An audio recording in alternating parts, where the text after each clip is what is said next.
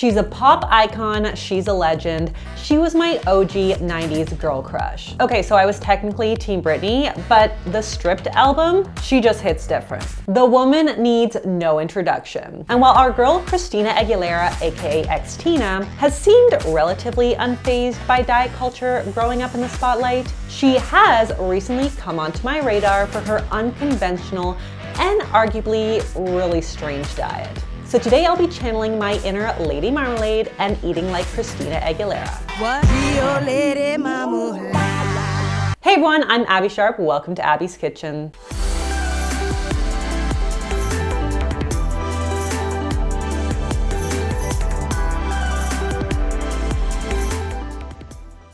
In today's video, I'll be eating like pop icon Christina Aguilera, but you guys know the drill. I'll be dressing everything up Abby style and turning into hunger-crushing combos that I actually want to eat. A quick disclaimer that this diet was compiled from primary and secondary sources, so I really can't speak to the accuracy of Christina's actual diet. It really doesn't matter though, of course, because I'm only going to be using these alleged meals as a template for teaching gentle nutrition and for inspiring what I decide to make for myself. This is just what I ate on a random day and is not meant to be copied or recommended as how you should eat. As always, please speak to a registered dietitian about your unique needs. I'm gonna hop in here quick to tell you about a sponsor I'm so excited about, Briochio. As a full-time content creator, I don't get a lot of messy bun days. So in between regular coloring, washing, blow drying, and styling, my hair is put through a lot. So I'm a bit crazy about quality hair care, and I'm obsessed with these Briochio products. No matter what kind of hair you have or what condition it's currently in, Briochio has a solution. They have products for oily hair, dandruff, frizz, sensitive skin, damaged hair, and everything in between, and they're appropriate for all hair types and textures. I'm currently using the Deep Despair Repair Hair Mask between color treatments to just balance out protein and moisture. It's actually been scientifically proven to decrease hair breakage in just 2 uses. I'm also really obsessed with the Scalp Revival Exfoliating Shampoo because I naturally have a really dry scalp, so I am prone to dandruff and flakes. But this has been clinically shown to decrease up to 82% of dry scalp flaking, so it has been a lifesaver for me.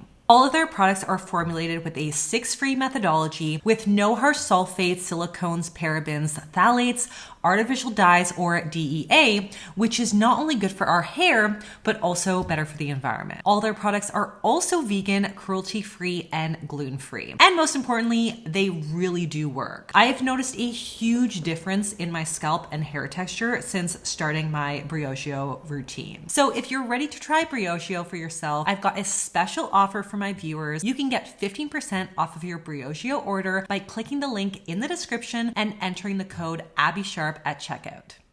Okay, so before we get into my attempt at this unusual diet, let's set the stage for the how, why, and what Christina eats in a day. So as someone who has credited her ability to stay in shape to laughter, happiness, breathing, I was a bit taken aback when I learned about her commitment to the so-called 7-day color diet, which she credits in part to helping her lose 40 pounds. As the name implies, the 7-day color diet emphasizes eating colors of the rainbow for 7 days straight to optimize health and well-being. If you guys are regular subbies here, you know I advocate for counting colors, not calories. And research suggests that focusing on eating a variety of colors helps to increase our intake of vitamins, minerals, and phytonutrients. So we love to see it. But of course, it wouldn't be a diet without a solid dose of sensationalism. You can't just eat colorful foods on this diet. You need to eat foods of one color every day for 7 days straight. So for example, on day 1, you can eat only white foods,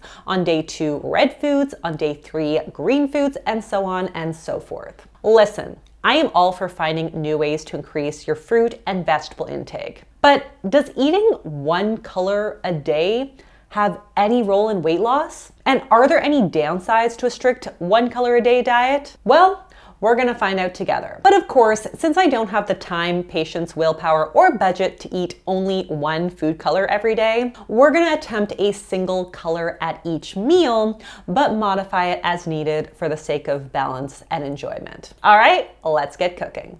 Okay, I'm pretty excited about this. I'm a huge Christina Aguilera fan. I think she is one of the most talented artists of all time. And this whole color diet thing like definitely intrigued me. So I'm excited to dig in because I'm very hungry. But first I want to share this like unusual little quote here. So according to US Weekly, Christina said, "I'm not into depriving myself.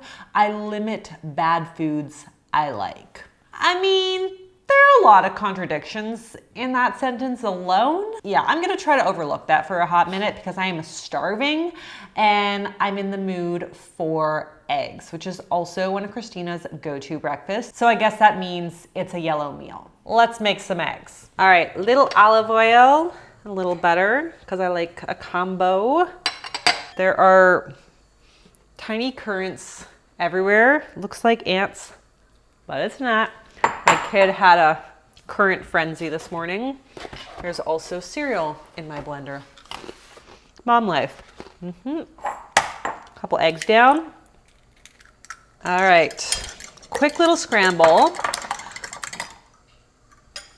Basically, I just emptied out my fridge of any and all vegetables I could find that were yellow. So we're gonna do some eggs, which I'm calling that yellow. Some eggs are orange. Some eggs are pretty pale and disappointing. But we're gonna start with these eggs and then I will add in whatever else I found that fits the bill. Yellow tomato, had to pay a fortune for those. Some yellow bell pepper, a little more cost effective. I've probably got some corn in the freezer. Let's take a look. Yep. That's a good one. Some corn. I love corn. It's corn! And I got some cheese. Kind of orange, kind of yellow, but I figure orange and white make yellow, right? I gotta go back to art class. All right, I can't make an omelet to save my life, so we're just gonna scramble this. All right, so I got some whole grain tortillas here. I know, not exactly yellow, but close enough. I've also got some hummus, which again, not exactly yellow, but we're going for it because I was trying to think about what other kind of condiment I could use that would fit the yellow theme. And all I could think of was mustard. And the thought of putting mustard on my eggs felt a little sus. So we're going with hummus. We're gonna just, maybe Brody, you can color correct this so it just looks like super, super yellow. It doesn't look too badly not yellow. A little bit of hummus, but also maybe that's weird too. This whole diet is forcing me to come up with the most unusual, unorthodox food combinations I have ever encountered. You know, I'm all about trying new things. This is either going to be terrible or it's gonna be great. We're gonna see. Corn, bell peppers, tomato, some cheese, and eggs. It's a new one for me. But how bad could it be? I mean, all these ingredients are pretty delicious. This is just begging for a little hot sauce or like a ketchup zhuzh or a little parsley for sake. I don't even like parsley, but I would die for a sprig of parsley right now. But you know, it's yellow, so I feel like we accomplished something. And it tastes really good. I mean, we got lots of protein in our eggs and some in the hummus. We got fiber-rich carbs in our mango and our tortilla and our veggies, and some fats in our cheese and our eggs and some hummus. I mean, it's ugly as but it hits the spot.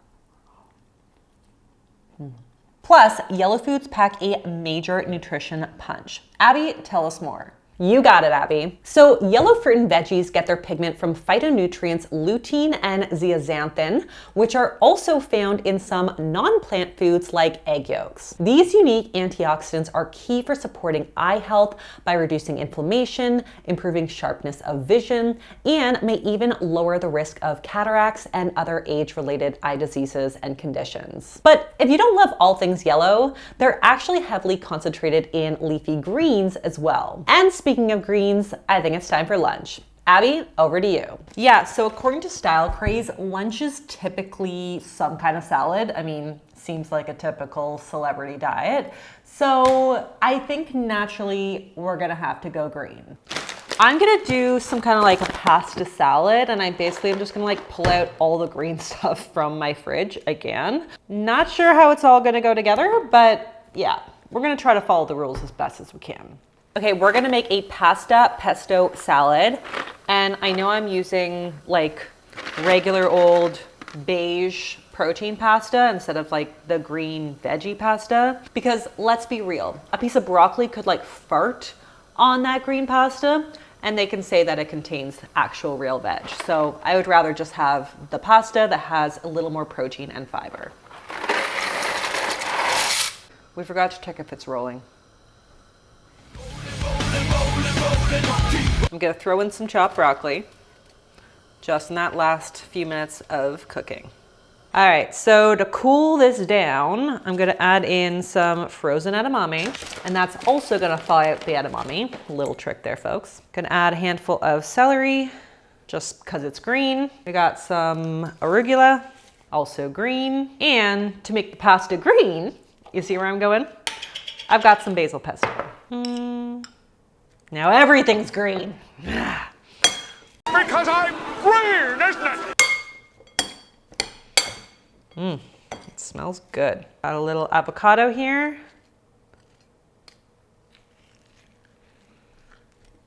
This actually looks really good.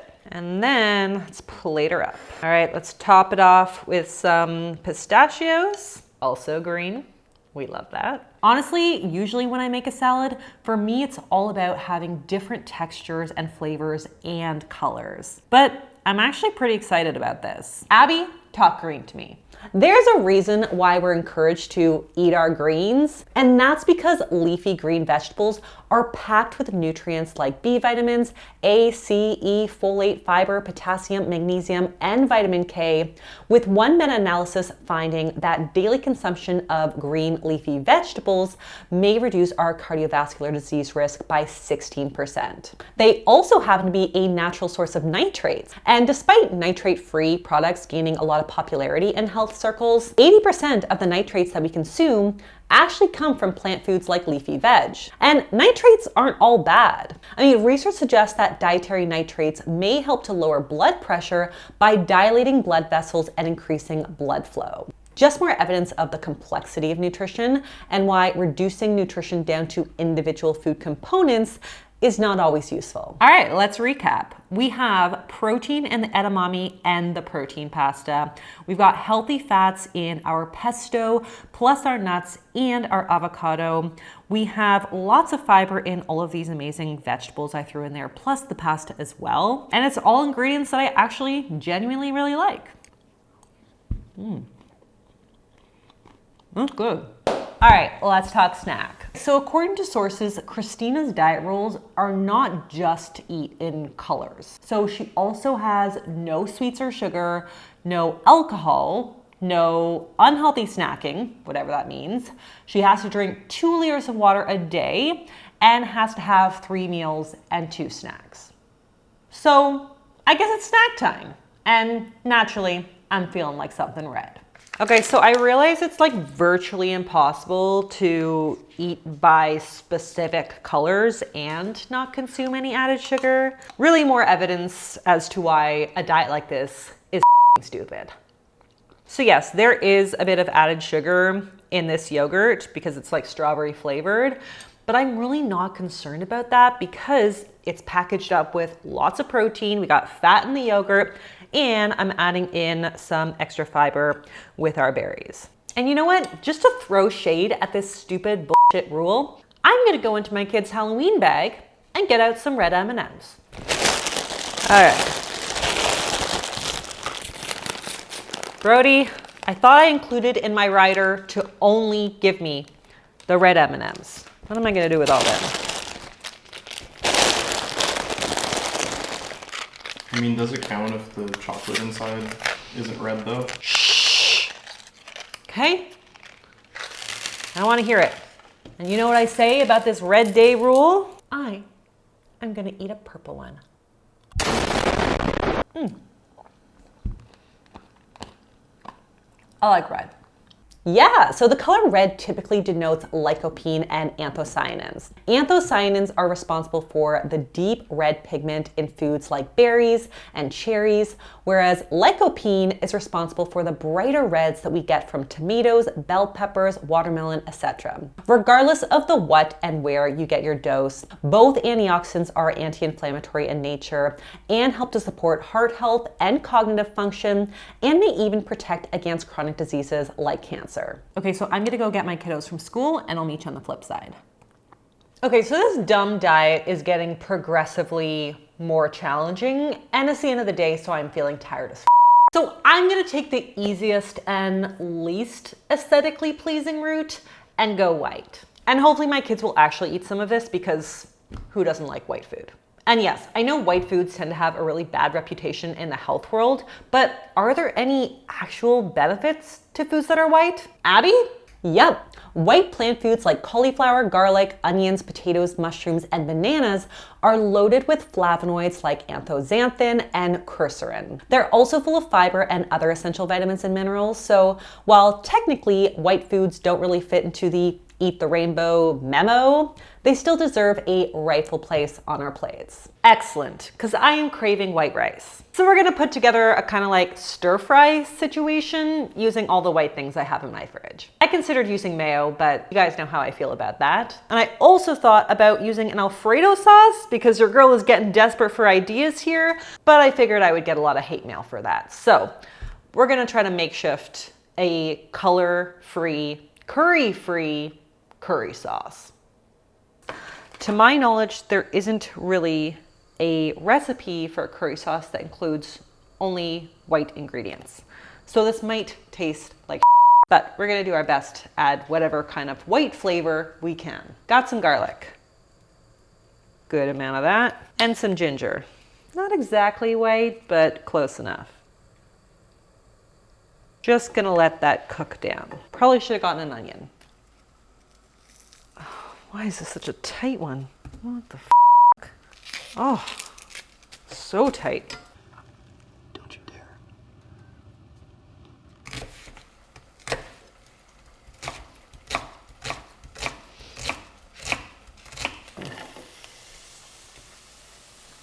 This is gonna be the worst cooking job I ever do, because I'm just genuinely unenthusiastic about this meal.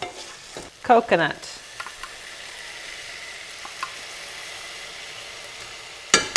I do not know how much to add, what the ratio of water to cream. We are just flying by the seat of our pants here, folks. I mean, it smells good. Let's just start to add some stuff. Actually, I feel like I need to taste this. I have a feeling it's going to taste like garlic, ginger, and coconut. That would be a good guess, Brody. Actually pretty good. Could it use lime? Yes. But lime is green, so we needed to use that for our green meal. I think it's pretty good. All right, let's just add some shit to it. Frozen cauliflower. Potatoes that I rinsed to try to make more white. Those are definitely yellow. Leftover chicken. Oh, one of these things is not like the other. Remove that. All right, cooked white rice. That needs to be desperately rewarmed. I found some water chestnuts in my pantry. I love water chestnuts. Throw some of those in there. They're also white. We want to add lots of white flavor. We need lots of white sesame seeds. I feel like that's gonna help. Okay, let's just do a little taster. It looks kind of like risotto. Actually tastes pretty good. I mean, coconut milk, you can't go wrong. All right, let's just like let that cauliflower de-thaw a little bit more and we can plate her up. I was just staring at it thinking how disappointed it looks. You're just like, I don't want this. Looks like f***ing baby food. Let's try to make it better. I got some cashews here, which used to be white, but then they got toasted. So yeah, we're kind of breaking the rules again. But I have to at this point because yeah, I can't just eat white. Also, more sesame seeds, because I feel like that at least will add a lot more flavor. So one time I dated this guy. We went on one date.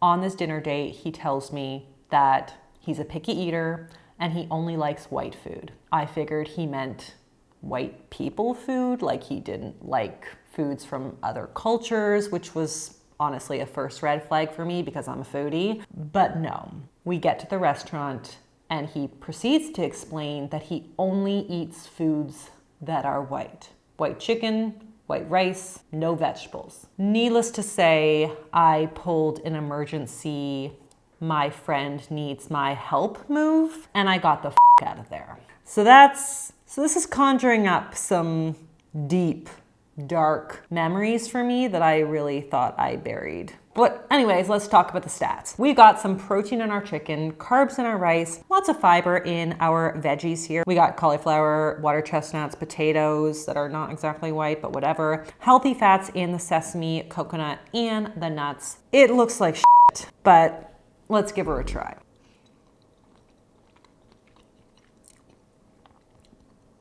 Not bad, but not great. Yeah, my kids aren't gonna eat this. Not even Poppy. No. All right, so I got this deep and delicious cake for like $5. I figured we can make it look, okay. They only sent me half of it. Just kidding, I ate it. So yeah, we're gonna gussy this up a little bit to make it look a little more gourmet and turn it into a hunger crushing combo. No need to fear, brown babe, especially if we're talking chocolate, as it's loaded with antioxidants like polyphenols. In fact, studies have found that the polyphenols in dark chocolate may help to lower our cholesterol. So yeah, I bet you didn't see that one coming. Not only that, but a 2-ounce piece of dark chocolate contains about 40% of our daily iron needs, making it an excellent snack during that time of the month. Go for it, Abby. All right, I got some brown pear. I got some almond butter, which I'm gonna kind of like swirl into the chocolate. Chocolate and almond, natural pairing. Beauty. Got some pear here. Beautiful. And top it off with some crushed almonds. Okay, so we broke some stupid rules with the cake, but I love a good rule break. We've got fiber in our pear, plus healthy fats, fiber, and protein in the almond butter and the almonds. And I don't know about you, but I think it looks a lot more delicious than the OG. That frosting, she just hits different. Okay, let's recap, shall we? There's nothing magical about a diet that tells you to eat one color of a food every day. Like most diets, it just tries to sneakily limit variety, especially when combined with other kind of diet rules like no sweets and sugar or no unhealthy snacking, whatever that means. I mean, if you're limited to just eating green foods in a day, how much can you possibly eat of just like leafy greens and veg? Ditto for basically any other color other than maybe white, yellow, and possibly red if you eat a lot of beef. So if you do lose weight on a diet like this, it's not because of the lycopene on red day or the chlorophyll on green day. It's just because you're forced to eat less. Yes, eating colorful food is super important, but never would I recommend a diet like this for weight loss or for just general health. We eat with our eyes, and there is nothing satisfying about just eating a plate full of yellow. Actually, this day probably made me crave color even more, even though it was allegedly all about color. A rainbow is beautiful because all of the colors are represented together. It would never be the marvel that it is if we only ever saw it in parts. So I guess let that be a metaphor for a beautiful, varied diet. And on that note, that's all that I have for you guys today. If you like this video, be sure to give it the thumbs up. Leave me a comment below on whose diet you'd like to see me attempt next. Subscribe to the channel, and I'll see you next time on Abby's Kitchen. Bye!